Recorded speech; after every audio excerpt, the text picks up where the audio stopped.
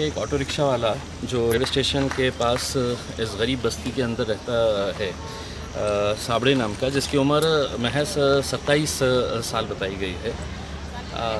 वो लड़के ने आत्महत्या की है। वो रिक्शा चलाता था, रिक्शे के ऊपर लोन था और ऐसे पीरियड के अंदर जब कारोबार नहीं चल रहा है तब बैंक वाले, फाइनेंस वाले फ़ोन कर कर के उन्हें परेशान कर रहे थे। ऐसे हालत में उससे बर्दाश्त नहीं हुआ और उसने फांसी लगाकर आत्महत्या कर ली। तो ऐसे साबड़े जैसे बहुत सारे लोग हैं जो आज इस परेशानियों से गुज़र रहे हैं।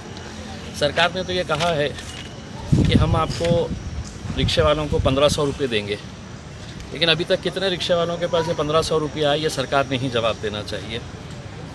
दूसरा ये है कि अगर पूरी तरह से अगर लॉकडाउन है, लोग सड़कों के ऊपर नहीं है, तो ऑटो रिक्शा अगर बाहर निकल भी रहे हैं तो उनको गिराक नहीं मिल रहे हैं। दिन भर बैठने के बाद 2-2, 3-3 मुश्किल से गिराक मिलते हैं, उससे अपना पेट भरेंगे या इंस्टॉलमेंट भरेंगे।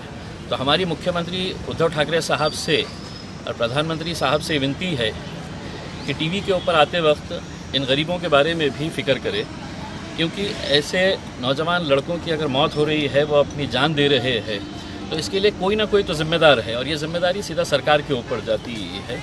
हम सरकार से यही अनुरोध करते हैं कि साबड़े जैसा दोबारा केस हमारे शहर के अंदर या हमारे राज्य के अंदर नहीं होना चाहिए। इसकी पूरी दक्षता देकर सरकार ने जल्द से जल्द इनको किस तरह की राहत दी जा सकती है, चाहे वो फाइनेंस कंपनियों की तरफ से और बैंक के जितने भी रिकवरी एजेंट्स हैं।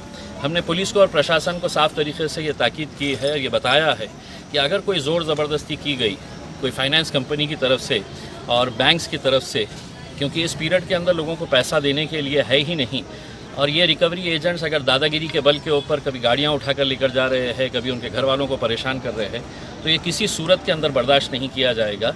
और इसके लिए पूरी तरह से स्थानिक प्रशासन और स्थानिक पुलिस इसके लिए ज़िम्मेदार रहेगी। हमने लिखित रूप के अंदर दिया है, तो हम उम्मीद करते हैं इसके ऊपर जल्द से जल्द है तो प्रशासन कोई ना कोई कार्रवाई। सर, आज की मीटिंग का बायकॉट क्यों किया आपने?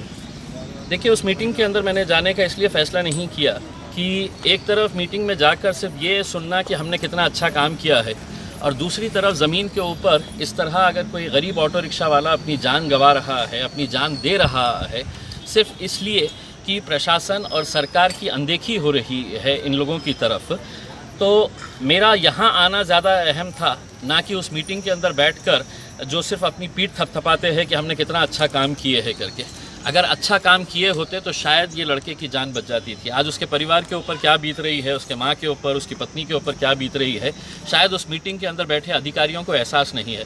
मैं उन लोगों से भी ये अनुरोध करना चाहूँगा कि एक बार यहाँ पे निकल कर आए और देखें इन लोगों की हालत कैसी है करके, तब आपको समझ में आएगा कि आप सिर्फ बयानबाजी जो करते हैं और ज़मीनी हकीकत के अंदर कितना फ़र्क है।